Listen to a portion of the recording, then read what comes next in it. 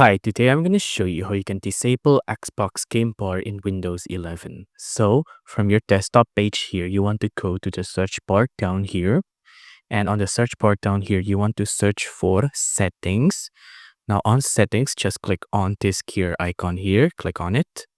Now from here, you just want to go to system.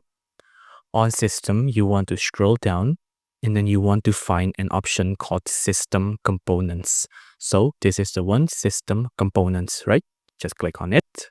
Now from here, you'll see that there's 7 system components found for my PC, and one of them is the Xbox Game Bar down here, right?